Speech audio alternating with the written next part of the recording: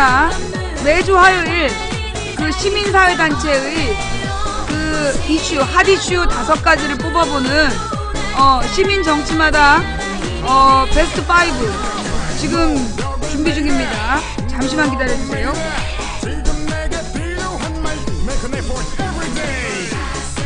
지금 이제 그 양효원영 처장님이 지금 영덕으로 이동 중인데요. 예, 이동하시면서 지금 전화가 가능한지 모르겠어요.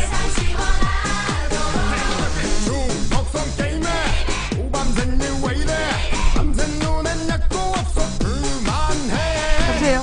지금 가능하십니까? 네, 자 그러면 진행하겠습니다. 안녕하세요. 네, 안녕하세요. 예, 오늘도 영덕에 가 계신다고요? 네. 그렇습니다. 예. 한 가지 여쭤보고 싶은 게, 그 영덕 주민분께서 굉장히 막 그 걱정을 많이 하시는데, 지금 그 영덕에서 원전을 반대하는 분들이 조금 분열되어 있고, 그리고 한쪽에서는 보상을 더 중시하고, 원전을 막으려는 의지가 없는 분들도 계시다, 이런 얘기들이 있던데, 지금 영덕의 그 원전 상황은 어떻게 돌아가고 있는지요? 현재 이제 영덕은 과거에 핵폐기장 반대 운동이 굉장히 극렬했던 곳인데요. 80년대, 90년대, 2000년대 초반, 중반 여러 차례 정부에서 핵폐기장을 이제 넣으려고 했죠. 네. 그때 마지막이 2005년 경주 방폐장이 결정되던 그 당시였는데요. 그때 여기서는 핵폐기장을 반대해서 안 된 게 아니라 경주보다 핵폐기장을 찬성하는 비중이 상대적으로 약간 낮았기 때문에 안 된 거예요. 뭐라고요? 네, 그러다 보니 그러니까 주민투표를 다 했잖아요. 그 당시에 핵폐기장을 넣을 건지 말 건지, 유치할 건지 말 건지. 네, 경주는 그 찬성 퍼센트가 굉장히 높았고요. 거기보다 약간 2~3% 떨어졌습니다. 그러니까 반대를 해서 그전에는 핵폐기장 반대 운동이 굉장히 거셌던 곳인데 2005년에 그때 노무현 정부 때죠. 3천억 원의 지원금, 수조 원에 달하는 지역 개발 사업들 이런 것들을 앞세워서, 그러니까 사실 핵폐기장의 위험성이나 본질적인 문제는 덮어두고 돈잔치를 한 거죠. 그러니까 이제 지역 경제가 어려운 지역에서는 핵폐기장이라도 좀 드리자. 특히나 이제 고준위 폐기물이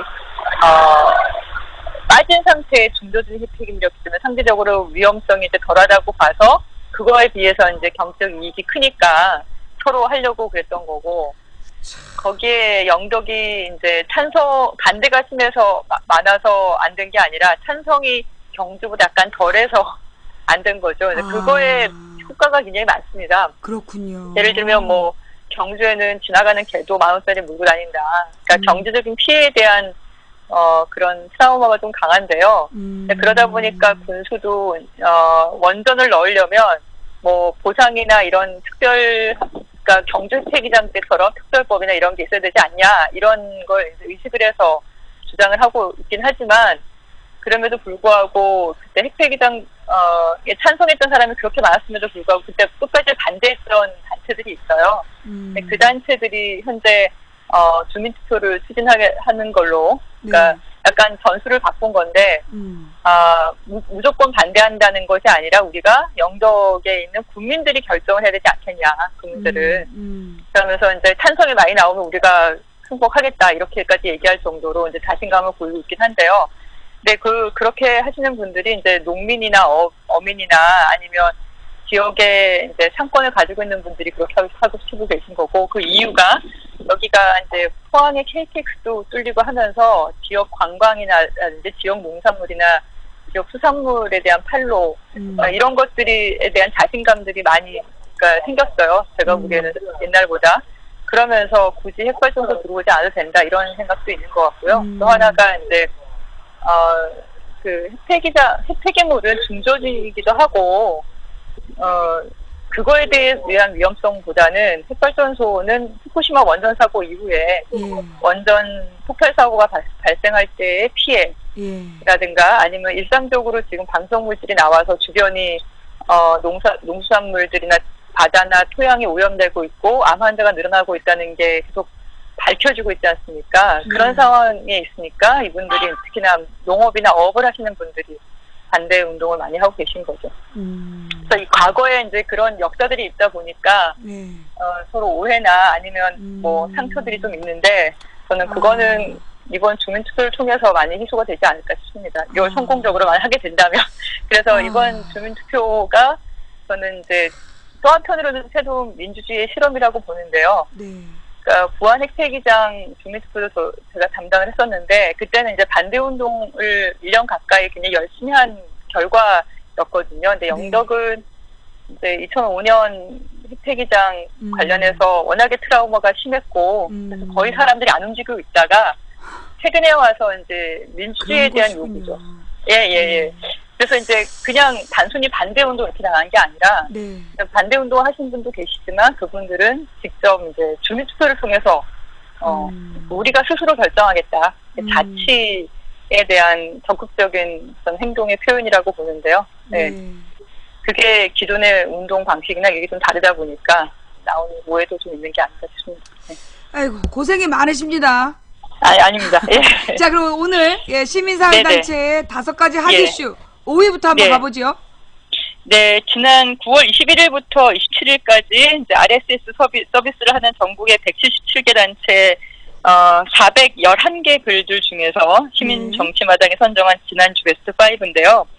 여기는 이제 모니터 요원들에 의한 추천과 SNS 공감대로 선정되어 있기 때문에 아주 객관적이다 이렇게 보긴 좀 어렵죠. 하지만 많은 사람들이 추천도 하고 공유를 한 것에서의 순위는 분명히 있는 의미가 있기 때문에 그 나름대로 의미도 있을 것 같습니다. 순위 5번째를 보시면 세월호 엄마들의 1박 2일 밀양 방문에 대한 얘기입니다. 예, 그 밀양 손전타 반대 대책이 사이트에 올라온 얘기인데요. 그 블로그에 올라온 얘기죠. 지난 여름에 강정마을 건으로 그 제주도에서 밀양 할머니들하고 세월호 엄마들이 만나신 거예요. 그때 그 인연으로 세월호 엄마들 한 10분이 다시 밀양의 할머니를 찾았다는 소식이에요. 그래서 거기 와서 어떻게 이제 돌아보고 같이 얘기도 하고 그리고 어떻게 보면 치유죠. 마음의 치유를 받으면서 여행을 하고 돌아갔는지에 대해서 사진이랑 간략한 글이 올라와 있는 건데 사진을 보는 것만으로도 위로가 될 정도로 굉장히 따뜻한 얘기들이 올라와 있습니다. 예. 밀양에 그게 이번 그 이제 할머니들 송전탑 반대 운동하신 할머니들을 지지 방문하시는 겸해서 다녀오셨다는. 예, 여행 겸해서 간 거죠. 알겠습니다. 네, 그러면 다음 이야기는요? 다음 이야기는 이제 정부의 사회보장 사업 정비 방안 지침이 철회되어야 한다는 인천광역시당, 그러니까 정의당의 인천광역시당 성명서 내용인데요.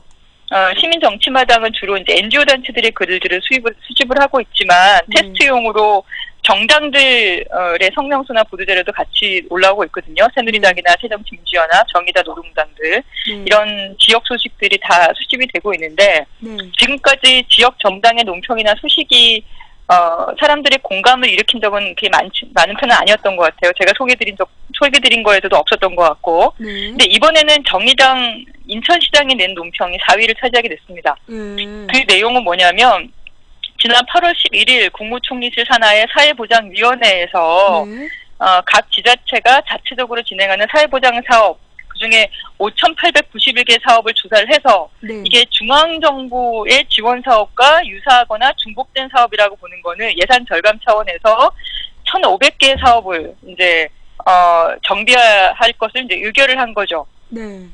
그 얘기는 뭐냐면, 그러니까 중앙정부에서 지원을 하니까 지자체에서 똑같은 그러니까 유사하거나 중복되는 사업은 지원할 필요가 없다라는 주장인 겁니다. 근데 그 내용을 보면 그렇게 단순하게 볼 수 있는 게 아닌 게요. 예를 들면 이제 어린이집을 지원하는 비용이 있어요.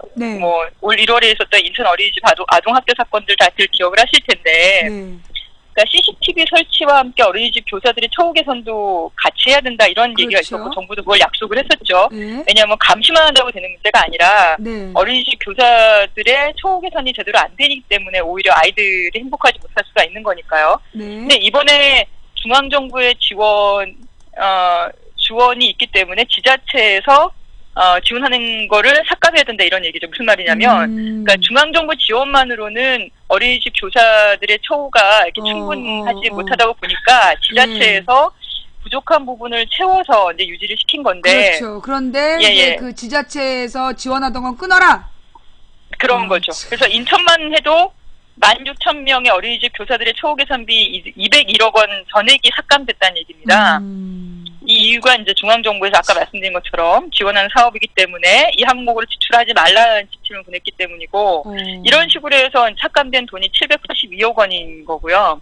이게 인천만 있는 게 아닌 거죠. 대전, 대구 등 전국의 NGO들이 관련해서 논평을 내고 있는데 그중에 지금 인천시장 것이 이제 여기에 올라온 상태입니다. 그러니까 이게 복지 예산도 역대 최악이라고 지금 지적을 받고 있는데 그나마 중앙정부의 지원이 부족해서 지자체에서라도 좀 보완하고 있는 그런 예산조차도 강제적인 지침을 만들어서 삭감하라고 되어 있으면서 이것 때문에 이제 피해를 받는 사람이 인천만 해도 16,000명이니까 전국적으로 수십만 명에 달하겠죠. 그래요. 참.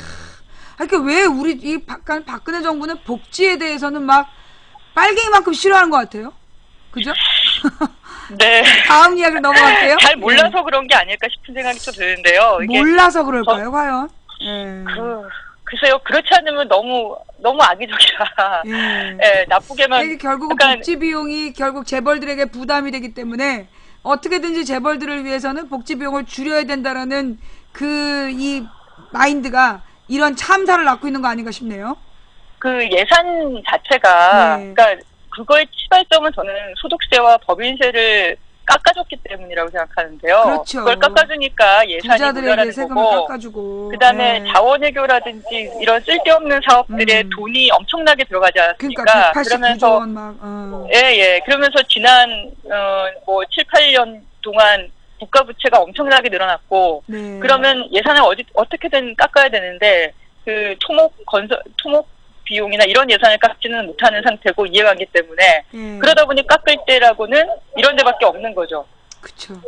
그러면 거기에 이제 목소리가 어떻게 보면 정치적 목소리가 작은 사람들이 집단으로 피해를 겪을 수밖에 없는 거라 저는 오늘 총선과 유권자 운동이 굉장히 중요하다고 생각하는데요. 아무튼 그렇게 저는 일합니다. 그리고 세 번째는 제가 지난번 이제 소개를 해드릴 때 그 9월 23일 그날이었는데 민주노총 총파업을 할 거기 때문에 길이 막히더라도 좀 양해를 부탁드린다 이렇게 말씀을 드렸었는데 이제 22일날 말씀드리면서 이제 그 총파업에 대한 평가가 좋지가 않았습니다. 그러면서 이제 한상규 민주노총 위원장님께서 이제 사과문을 올리신 게 순위 세 번째로 지금 올라온 겁니다. 사과문 핵심 내용은 뭔지요? 전국에서 한 10,000여 명의 노동자들이 서울로 집결을 했고 그 경향신문 앞 도로를 점거를 하고 파업대를 진행하면서 광화문 광장의 세종문화회관 앞에까지 진출을 한 거죠. 근데 광장 점거 10분 만에 중앙에서 해산명령을 내린 겁니다. 왜요? 거기에 대해서 자세한 얘기는 없습니다. 근데 그러다 보니까 주 메인 대우가 인도로 올라가게 되고, 근데 그래서는 안 된다고 이제 버티던 사람 소수가 이제 수십 명이 경찰들에게 이제 과잉 폭력 진압을 당하면서 많은 부상자도 발생하고 한 50명이 넘는 사람들이 검거가 됐죠. 그중에 권영국 변호사님도 계시는 거고. 그러니까 이 전술적인 판단 미스에 대한 이제 비난이 빗발쳤던 걸로 알고 있고요. 그러다 보니 그날 밤 11시쯤인가 한상규 위원장님의 사과문이 올라온 겁니다. 아이고. 그러니까 사실 실수를 하시네요. 10,000명 정도가 전국에서 몰린다고 하는 건 이건 수십억 원의 비용이거든요. 왜냐하면 일당들을 다 빼는 거잖아요. 사실은 하루 뺀다는 건 그냥 버스비부터 시작을 해서. 근데 그만큼 이제 총파업을 할 만큼의 의지를 보여주는 게 중요한데 무조건 제가 폭력적으로 싸워라 이런 의미는 아니지만 그래도 사람들에게 우리가 총파업을 하고 있고, 지금 노동 계약이 얼마나 굉장히 중요한 심각한지 상황이었는데. 예, 알려주고, 그리고 그걸 통해서 다음 투쟁의 힘도 좀 얻고, 그러니까요. 이런 전술적인 배치가 좀 필요했을 텐데. 어머, 어이없네. 저도, 예. 욕먹어 마땅하네요. 이게 사과문으로 끝난 문제가 아니네. 그러니까 11월 13일 날 어쨌든 총궐기를 하자는 논의가 되고 있으니까. 다시 한번 기회를 달라. 예, 기대를 해야 되지 않. 예. 근데 저는 어쨌든 얼마나 그 비판의 목소리가 높았으면 그날 밤 11시에 이렇게 사과문이 올라왔을까 생각도 들지만 한편으로는 그런 조합원들의 목소리나 시민들의 목소리에 귀를 기울여서 좀 솔직하게 사과문을 올린 민주노총에 대해서도 오히려 좀 신뢰가 가는 게 아닌가 그런 생각이 들었습니다. 하긴 그렇게 보면 또 그렇겠네요. 네. 왜냐면 끝까지 우리 전술적인 오류나 이거 우리 문제, 우리 잘못 아니다 이렇게 버티는 사람들도 있어요. 그러니까. 도대체 누가 그런 지시를 내렸는지 10분 만에 해산하자고 그랬던 그 프락치를 잡아야 돼. 씨를 말려야 돼, 씨를. 예, 만약에 버텼으면 그런 얘기까지 나왔을 텐데 버틴 게 아니라 위원장이 본인의 책임이다 그러면서 이제 사과를 하니까 오히려 잦아들고 이제 11월 달에 더 열심히 해보자 이런 얘기가 나온 게 아닌가 싶습니다. 예. 그래요. 안타깝네요. 다음 이야기는요? 네. 두 번째는 배상 청구 소송을 시작하며 드리는 4.16 가족협의회 입장이라는 4.16 세월호 참사 가족 대책협의회 글이 두 번째로 올라왔습니다. 네. 그 세월호 특별조사위원회가 구성되고 나서 더 한숨이 나오는데요. 네.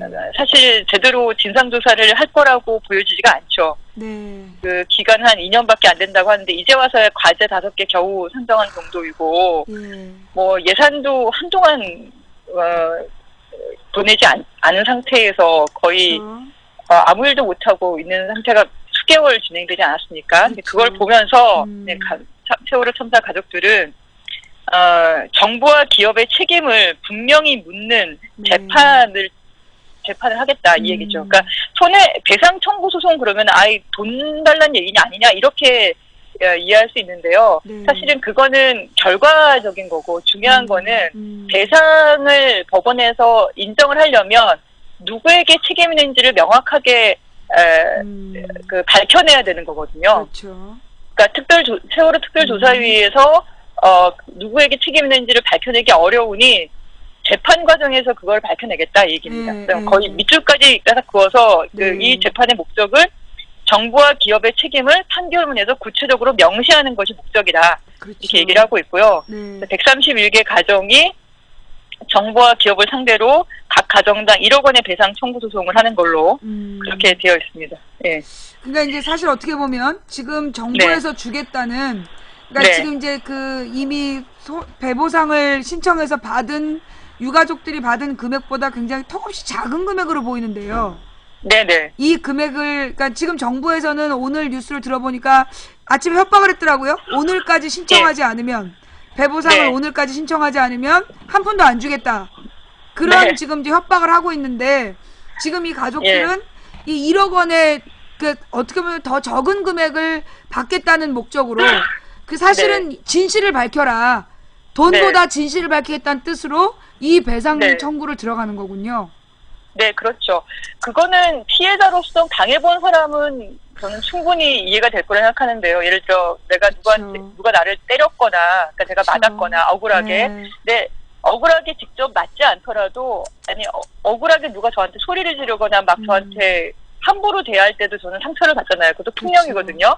그럴 때 요구하는 건 뭐냐면 돈 몇 푼이 중요한 게 아니라 그 사람이 저한테 사과하는 거예요. 본인이 잘못했다. 반성이죠. 그죠? 그렇죠.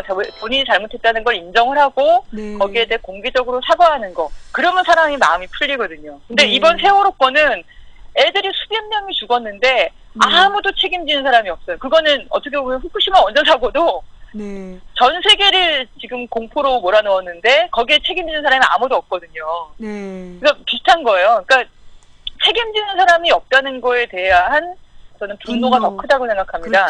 돈의 문제가 아니라. 그리고 비슷한 얘기로 또 원전 주변 지역에 암 발생한 사람들이 좀 소송하는 것도 비슷한 건데요. 내가 암 걸린 거에 대한 책임이 누구냐? 그러니까 이건 1,500만 원 손해배상 소송이거든요. 그거는 뭐 사실은 암보험에 비용도 안 되지 않습니까? 1,500만 원이. 근데 중요한 거는 내가 암에 걸린 거는 원전에서 발생하는 방사성 물질 때문에 걸린 거다라고 명확하게 재판부에서 인정해주는 게 중요하다는 겁니다. 그렇죠. 예, 손해배상이나 배상 청구 소송이 대부분 그것의 의미가 저는 크다고 그렇죠. 생각하기 때문에 돈의 의미가 아니라 사실은 네네. 그 진실의 무게를 찾겠다. 네, 그렇게 그렇죠. 이해를 해야 되겠죠. 자, 다음 네. 마지막은 2016년 총선을 위한 100만 시민 유권자 네트워크를 제안하는 제안문이 네. 이제 1위가 됐습니다. 이거 여기 뭔가요? 이 제안자로 네. 저도 올라가 있는데요. 이게 네. 100만 유권자 운동 제안문이라고 해서 네. 전국에서 100만 명이 모이면 선거구당 4천 명의 정도의 네트워크가 형성되는 그런 그런 유권자 운동을 하자. 예. 그런 제안인 건데요. 앞으로 총선이 7개월 남았는데 예. 보면은 정당들이나 정치인들이 공천권을 누가 가지니 어느 개판이 얼마 전에도 뭐 지금 시의원 공천권을 내가 줬는데 내 말 들어라 이런 얘기 좀 녹취록에 올라와서 좀 시끄럽지 않습니까? 네. 그러니까 이게 시민들이나 그러니까 국민들의 이익을 위해서 정치인들이 당선되고 그다음에 일을 하는 것이 아니라 네. 어떤 특정 그룹이라든지 특정 정치 세력의 이해관계 때문에 이 선거가 이용당하는 현실이 분명히 있는 건데요. 그걸 유권자 운동으로 가보자고 얘기를 하는 거고요. 무슨 얘기냐면 246개 선거구별로 각각 여러 가지 이슈를 다 제안해요. 지금 이런 이슈가 지금 그런 거지 않습니까? 네. 그러면서 이제 그 이슈를 중심으로 예비 정치인들, 네. 공천을 받을 사람이든 아니면 공천을 받은 사람이든 네. 그런 사람들에 대해서 입장을 공개적으로 다 물어보고 그리고 그런 사람들의 행동이나 그런 사람들이 여러 가지 전력들이 있지 않겠습니까? 그런 것들을 정보를 공유하고 그리고 해당 지역구에서 이제 유권자들은 그 사람에 대한 인기 투표를 하는 거죠. 이 사람이 됐으면 좋겠다, 이런 사람은 안 됐으면 좋겠다. 그런 거를 이제 온라인 사이트에서 이제 구현을 하는 겁니다. 네. 뭐 오바마가 당선될 당시에 무브온이라는 사이트가 그런 역할을 했다고 얘기를 하는데요. 네. 우리도 이제 그런 유권자 운동의 사이트를 구현해 보자는 그런 제안문입니다. 네. 이 제안문이 이번에 1위로 올랐습니다. 근데 제가 궁금한 거는요. 지금 네네. 이제 그 문성근 씨를 중심으로 해서 이런 예. 그 유권자 네트워크 운동이 지금 진행이 되고 있지 않습니까? 네. 그리고 그거하고의 차이는 뭐가 있을까요? 그런 사이트를 지금 시민정치마당이 그런 사이트인데 네. 사이트를 실제로 구현하고 테스트하고 계속 진행을 시켜보는 것과 네. 그리고 실제 말로만 하는 거에 차이가 있지 않을까 싶어요. 저는 직접 들어보진 못했는데 이제 전해 듣긴 했는데 개념이 비슷하다고 중요한 게 아니라 네. 실제로 구현을 해내는 게 중요한 거죠. 그러니까 이제 지금 그러니까 문성근 씨가 진행하는 시민의 날개와는 전혀 다른 네트워크 운동을 지금 제안하신 거군요. 개념은 같다고 보는데요. 개념은 같은데 그러니까 주체가 다른 거죠? 주체는 저는 결국은 다 같이 갈 수밖에 없다고 보는데 중요한 건 어떤 사이트를 갖고 실제로 그걸 할 수 있느냐의 문제인데 그러려면 그 정치인들이 전부 다 이렇게 올라와 있어야겠죠. 모든 실제 현역 정치인뿐만 아니라 예비 정치인들을 다 수집을 해야 될 거고 그다음에 전국 246개 지역구별로의 이런 사안들, 이슈들 사실 언론엔 잘 소개되지 않지만 지역에 얼마나 많은 이슈들이 있으니까 그런 것들이 다 수집이 되어야 될 거고 그다음에 그 내에서 해당 누군가 어느 대상으로 그게 정부가 될 수도 있고 아니면 특정 정치인이 될 수도 있다고 보는데요. 그런 정치인 대상으로 청원을 하고 서명을 할 수 있는 기능이 만들어져야겠죠. 그리고 그걸 통해서 여기에 등록된 뭐 페이스북 로그인을 하든지 아니면 직접 회원가입을 하든지 그런 사람이 또 최소한 10만 명에서 100만 명은 있어야 되는 겁니다. 그래서 여기에 그 시민정치마당은 지금 서명 청원 운동이 여러 개가 막 있는데요. 거기 들어가서 보시면 해당 지역구를 자기가 입력하게 되어 있어요. 그 얘기는 저는 종로구인데 종로구에 있는 유권자들을 종로구에 있는 이슈가 무엇인지 알게 되는 거고 종로구에 있는 정치인들이 누구인지 알게 되는 거고 그러면 그 종로구에 있는 정치인들은 종로구에 있는 이슈에 대해서 어떤 입장인지 우리가 물어볼 수도 있고 아니면 요구할 수도 있고 아니면 그 사람의 입장에 대해서 알 수도 있는 거죠. 그러면서 저는 종로구의 유권자로서 종로구의 정치인에게 인기투표를 할 수 있는 권한이 생기는 겁니다. 네. 그런 게 실제로 구현될 수 있냐 아니냐가 중요한 거죠. 그거 하겠다는 선언이 중요한 게 아니라. 지금 이제 문성근 씨도 예. 똑같은 얘기를 하고 있는데 결국은 네. 이게 제가 좀 걱정되는 건 이게 네. 결국은 이제 시민의 힘으로 하자는 건데 같은 이야기를 따로 하고 있는 것 같아서 네, 그게 네. 이게 조금 걱정이 돼요. 솔직하게 그거는 뭐, 제 고민은 제가 보기엔 뭐냐면 다양성의 사회에서는 당연히 여기저기에서 비슷한 생각이나 약간은 다르지만 이런 생각들은 난 나올 수 있다고 봅니다, 저는. 근데 그게 이제 시간이 지나고 구체화되고 현실화되면은, 그걸 실제로 진행할 수 있는 힘을 어디서 가지고 있냐가 중요한 거고, 거기를 중심으로 이렇게 자연스럽게 모일 수밖에 없지 않을까, 그렇게 저는 생각이 듭니다. 그래요. 이게 지금 이제 시민의 날개 같은 경우에는 소위 이제 이 친노 세력을 위한 이제 비노라는 사람들이 주장하는 것처럼 특정 그 정치 세력을 돕기 위한 그런 거 아니냐 이런 이제 사실은 그 걱정이 있고 이제 그런 와중에 결국은 이제 구체적으로 사람들이 막 돈을 모아서 만들었는데 그럼 그 다음에 뭘 할 거냐 이 부분이 지금 마땅히 나오질 않기 때문에 사람들이 불만이 있단 말이에요. 그런데 이제 사실 이게 이 시민단체 이분들은 지금 순수히 이제 그런 정치에 나가거나 이러려는 게 아니라 정말 시민의 어떤 주권을 지키기 위해서 이런 걸 만들겠다는 뜻이잖아요. 네, 저기 그렇죠? 우선은 저는 친노 비노라고 이렇게 가르는 것 자체에 대해서 잘 동의하기 어려운 게요. 네. 친노면 어떻고 비노면 어때요? 그러니까 그 내에서 내용만 제대로 담겨 있고 제대로 한다고 하면은 그러면 그런 사람들은 지지받는 거고. 그러니까 저는 그 경계가 참 그 경계를 나누는 기준을 잘 모르겠다. 그러니까 그런 식의 진영 논리는 저는 옳지 않다. 그런 그다음 동의하지 않고요. 그걸 알고 싶지도 않고. 그리고 두 번째는 정치에 나온다 안 나온다는 그거는 개인의 의지고 헌법에 보장된 뭐 문성근 씨나 누구든 간에 저는 정치에 나와서 정당하게 평가받으면 되죠. 본인이 진정성을 가지고 열심히 한다고 생각하면 다 뭐 시민단체 있는 사람이든 누군 대한민국 국민들은 다 피선권자가 될 수 있다는 게 헌법에 보장된 권리인데 그걸 정치에 나오려고 그러냐 안 나오려고 그러냐 그 얘기를 굳이 하는 이유는 저는 그게 별로 중요한 것 같지 않다.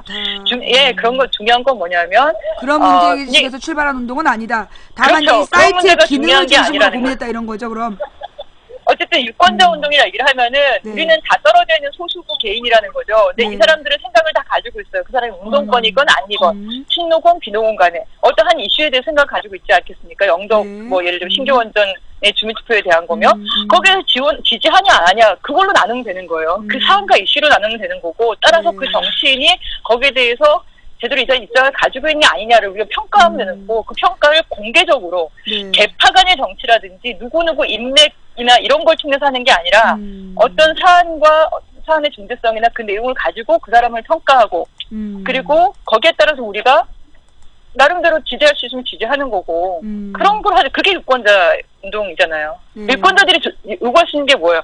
내가 생각하는 중요한 점에 대해서 당신 정치인은 어떤 입장이냐 그리고 뭘 할 거냐를 물어보고 약속받는 그것도 공개적으로 하는 거죠. 근데 저는 그게 저 같은 환경연합 같은 경우는 그런 정책적인 질의를 할 수 있죠. 저희는 그렇게 합니다.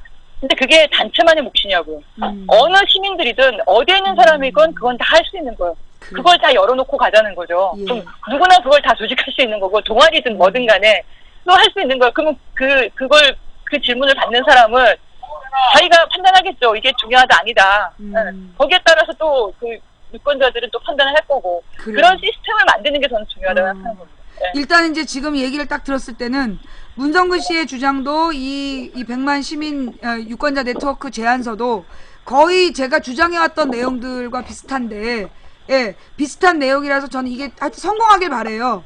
성공하길 바라고 이게 결국은 이제 어떤 조직적 존재감을 위해서 마지막까지 합치지 않기보다는 각각 자기의 역할들을 잘 해내서 이 시민들이 이 대한민국의 주인으로서 바로서는 그런 역할들을 해주길 바라고 앞으로도 열린 토론을 통해서 내용과 조직을 계속 확장해 나가기를 그렇게 좀 당부드리는 바입니다. 네. 저도 그렇게 생각합니다. 그래요. 하여튼 오늘 그 바쁜 시간 지금 주변 분들이 막 시끄럽게 얘기하시는 걸로 봐서 하셔야 될 것 같은데 그러면 오늘 인터뷰 감사했습니다. 네, 고맙습니다. 네, 들어가세요. 자, 지금 이제 우리 양희원영 그 환경운동 그 처장님께서 지금 이제 영덕에서 이제 집회 준비를 하시면서 또 이제 오늘 우리 방송하고의 인터뷰를 해 주셨습니다. 그래서 오늘 시민정치마당 베스트 5 아무래도 이게 좀 이제 그 추석 연휴도 끼고 예 그런 이제 그 좀 산만한 분위기 속에서 5가지의 이슈들을 한번 짚어봤고요. 이런 걸 보면서 어떻게 보면 우리가 온 국민이 같이 관심을 가져야 될 중요한 이야기인데 예 사실은 우리가 이걸 매번 챙겨볼 수가 없잖아요. 챙겨보지를 못하고 그래서 어떻게 보면 중요한 그 내용들을 많이 잊고 지내는데 사실 우리는 지난 그 저기 민주노총 그 대회에서 이런 문제가 있는지 저는 몰랐어요. 여러분 아셨나요? 민주노총 그 총파업 대회에서 이런 문제가 있었고 그로 인해서 노동조합에 비판이 있었다는 것도 잘 몰랐어요. 근데 이렇게 이제 이번 이 이슈를 통해서 이슈5를 통해서 그동안 고민들 그리고 이거에 대해서 사과하는 노조위원장 이런 문화를 좀 경험해 볼 수 있었던 것 같아요. 그죠?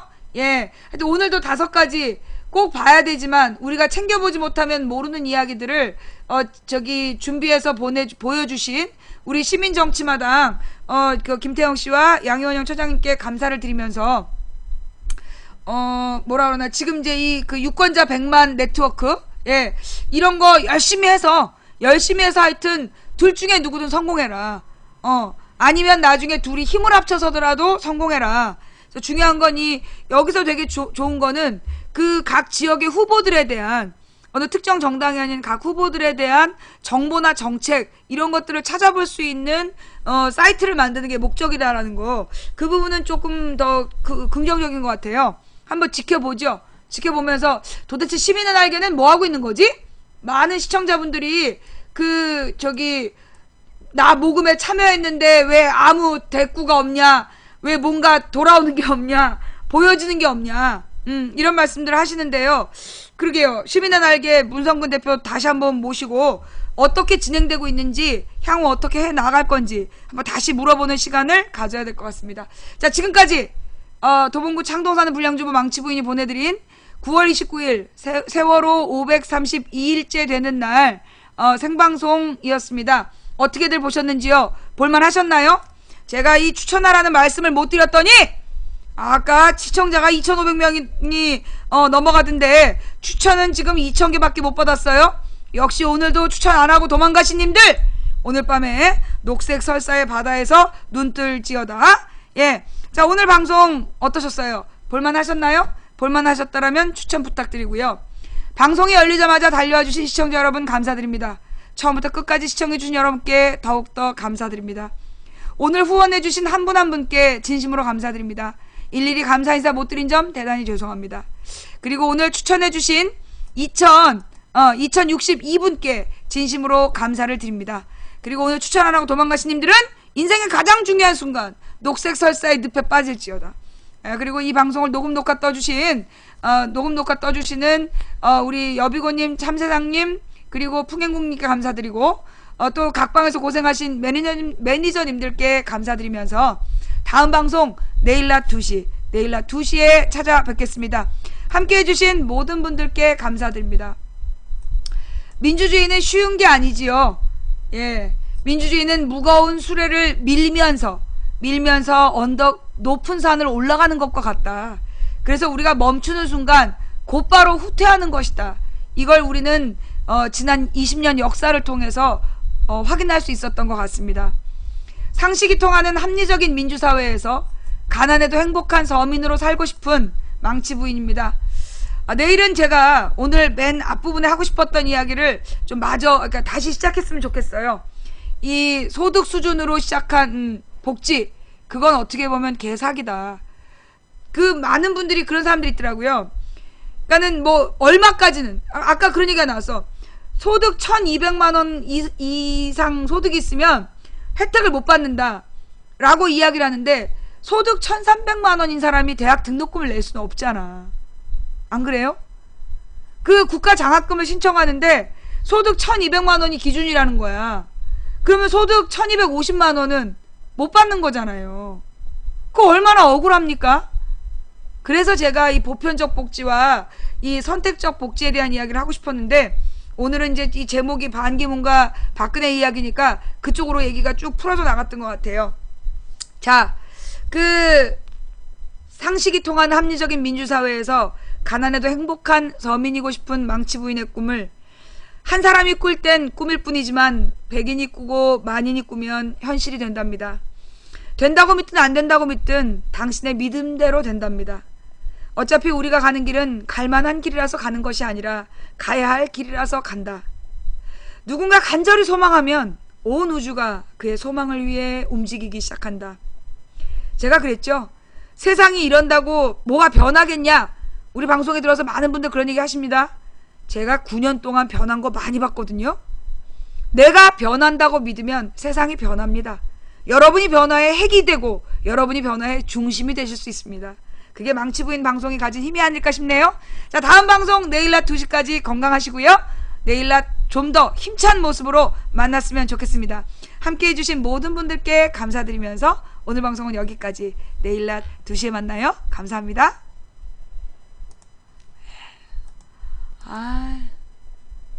제가 오늘 방송 준비를 제대로 못해가지고요. 오늘 컨디션이 너무 안 좋아서 제가 오늘 방송 준비를 많이 못했습니다. 내용이 부실했던 점 대단히 죄송합니다. 내일 낮 2시에는 좀 더 준비된 모습으로 찾아뵙겠습니다. 감사합니다. 입안이 막 헐어가지고 발음이 잘 안 돼. 죄송합니다.